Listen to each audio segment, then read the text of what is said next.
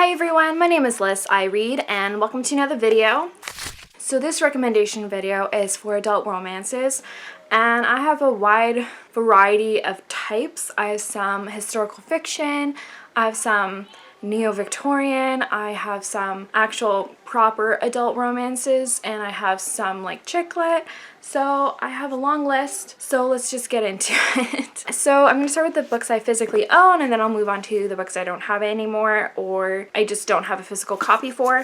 The first one is probably my number one recommendation. I think it's one of my favorite books of all time, which is saying a lot, but that is The Hating Game by Sally Thorne. I think a lot of people know about this book and it's been around for a little while now, and I absolutely love this book. It's so good. I think I like it so much because it really reminds me of watching a chick lit, and a really good one at that. So in this one we follow Lucy, and she works at a publishing company, and her company merged with another publishing company, and she's forced to work with this man, Joshua. They are executive assistants to the co-CEO, so they each work for one specific CEO, and they're constantly at rivals. They've been working together for like I think over a year, and they just have a lot of passive aggressive hating games basically, and it's about their office romance, and I absolutely loved this one. This is mature, it's definitely adult, but I can't help it. I love this book so much. I think I've read it like 3 times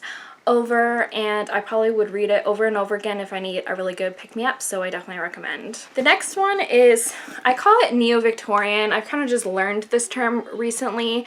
I think it basically just means it's a Victorian novel written with modern sensibilities, if that makes any sense. There's usually some form of contemporary values, so whether that is a really strong female protagonist who is headstrong and doesn't want to comply with cultural norms at the time, things like that. This one specifically is an urban fantasy. I've heard it's been called steampunk. I think there's steampunk elements, but I would consider it more an urban fantasy because there's werewolves, vampires, and other mythical creatures in this world. Anyways, that is Soulless by Gail Carriger.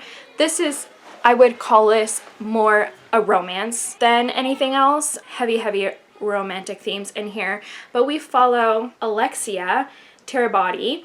She is a very unique character because her magical ability, she's considered a soulless, so that means if she touches someone like a werewolf or a vampire or something, it makes their magical powers void. So for example, if the werewolf is in their werewolf form and she touches them, they would no longer be a werewolf, they would be in their human form. That's one example.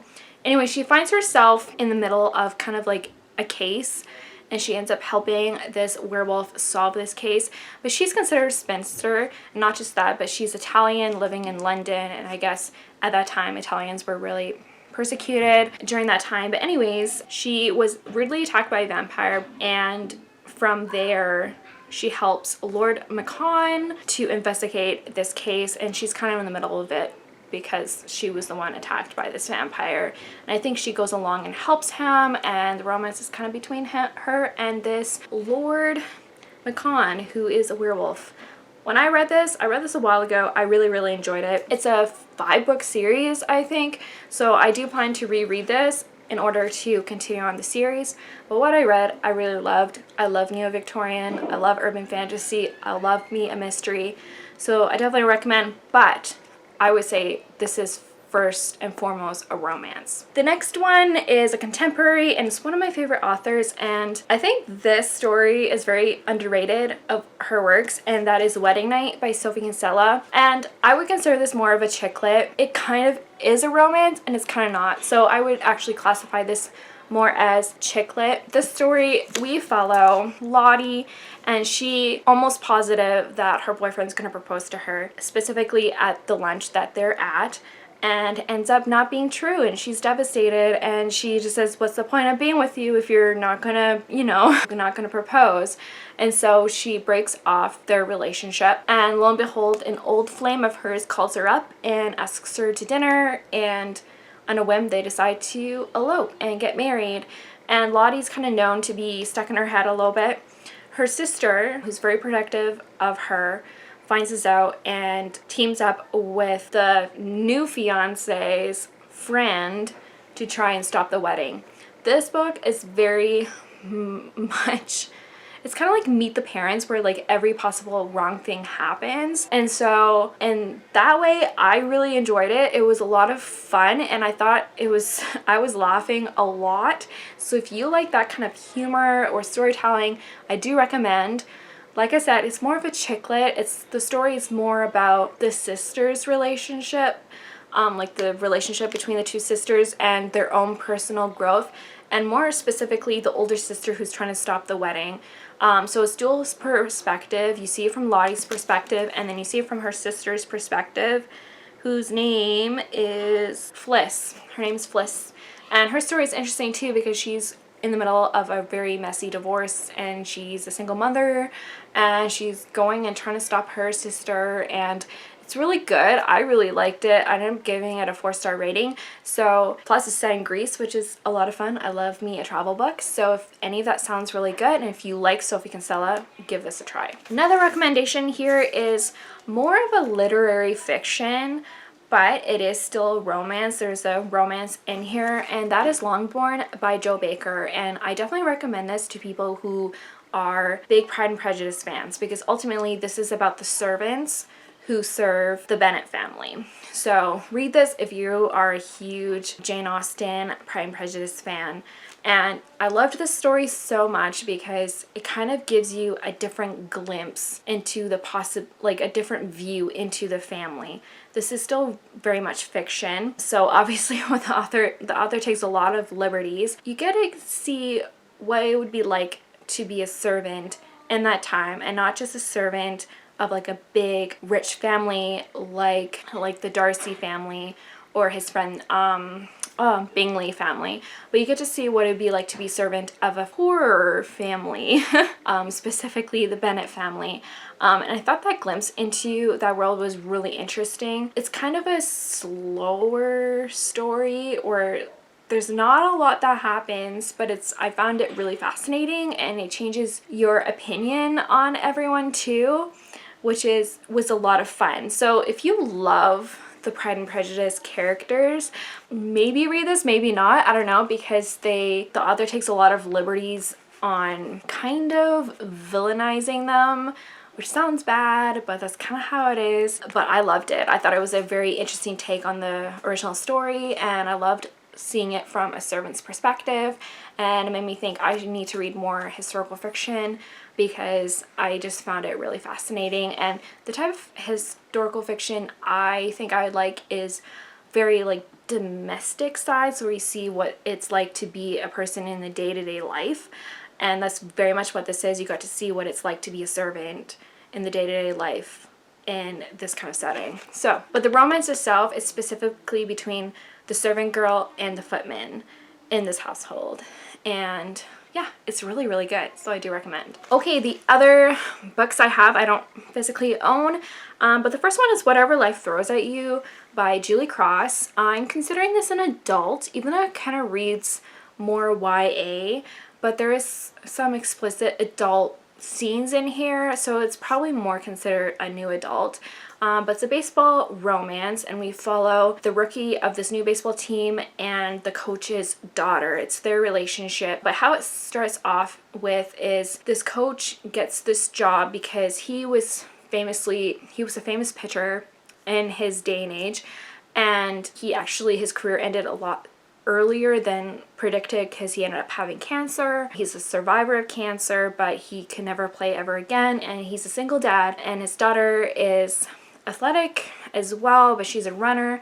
Anyways, he gets offered this job for this baseball team, and so he takes the job. He was a pitcher, so he's a pitching coach, and he's specifically pitching the new rookie player who's 19. The young girl is 17, and it's basically about the romance. I really enjoyed it when I read it. Really recommend. I enjoyed learning about the young girl's relationship with her dad, and they're very close to her grandmother. They take care of her, and I think it's her mother's mother, which is an interesting dynamic. Her father is really heartwarming and really dedicated dad, and her mother is a bit of a deadbeat. She like comes and goes and it's really devastating. So there's a lot of like family drama, which I really enjoyed reading about in this romance. So it brought a lot of, I guess, dynamics or depth to the story. So definitely recommend if you're looking for a new baseball romance. So the next recommendation are actually 3 novellas, a part of like a trilogy,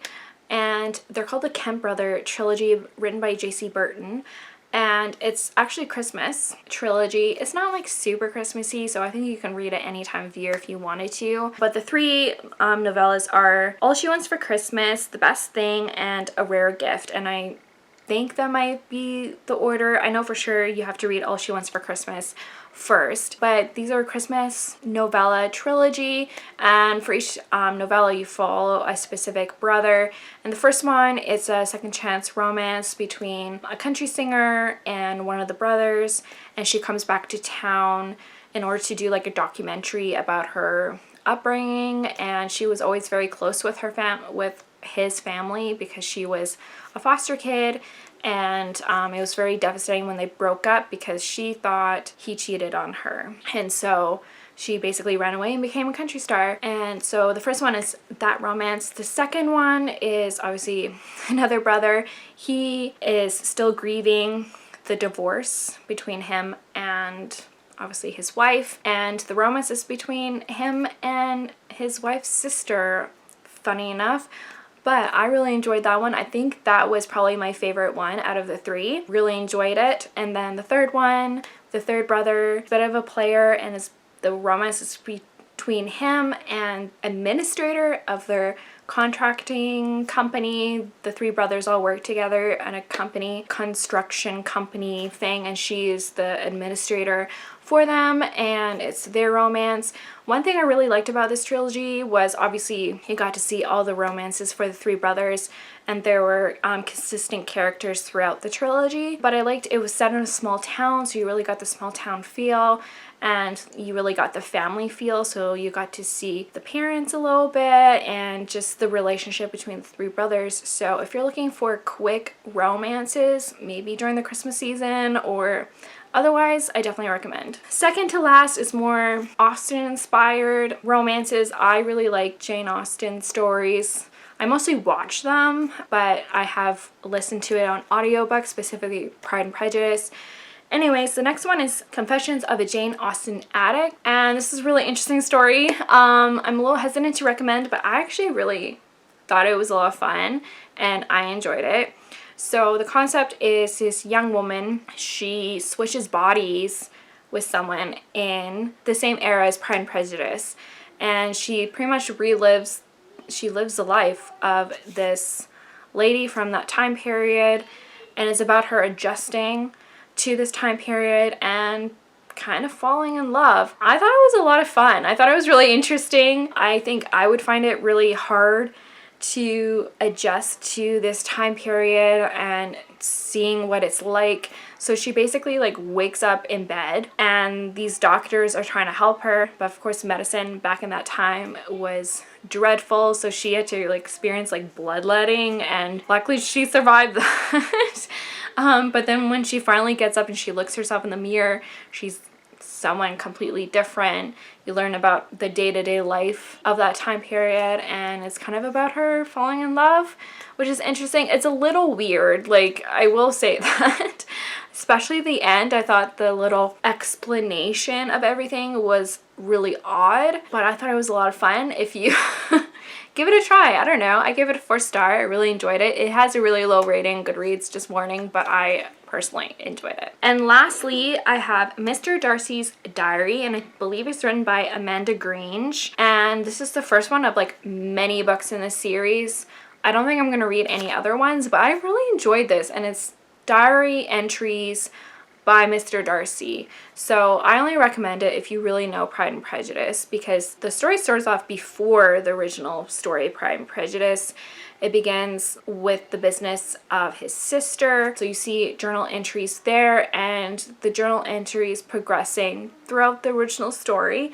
and afterwards. So I loved reading from obviously Mr. Darcy's perspective and seeing what his thoughts have been during the beats of Pride and Prejudice. So I really enjoyed that. And personally, I wanted it to end earlier than the story did.